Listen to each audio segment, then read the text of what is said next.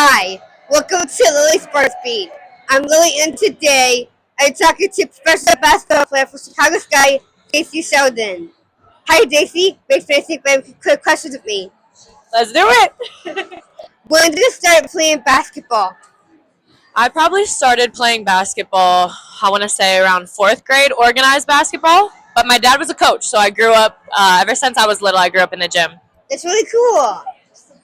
Why did you decide to focus on playing basketball professionally?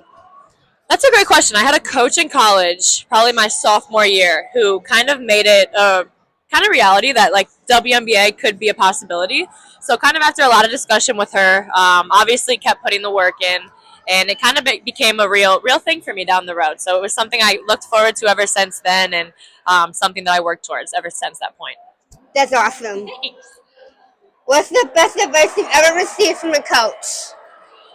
That's a tough one. I'd say I've received a lot of good advice. I think the main one would probably be law of averages, which for a shooter, I like to shoot the ball. So I think something to have a quick memory. If you miss your first four, you're going to make your next four. It's a little bit of delusional thinking, but being a shooter, it's always been true.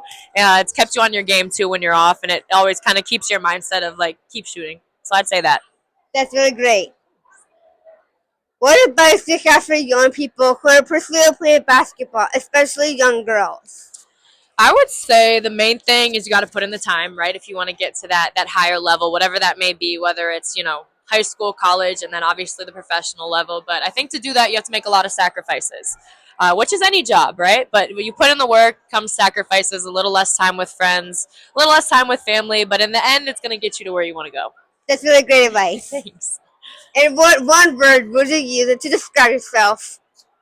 Ooh, I would say resilient. What would you say? Strong. Yeah, I like that. Thank you so much, Jason. This was amazing. Thanks, girl. That's a really good questions. For Lily Sports Beat, I'm Lily.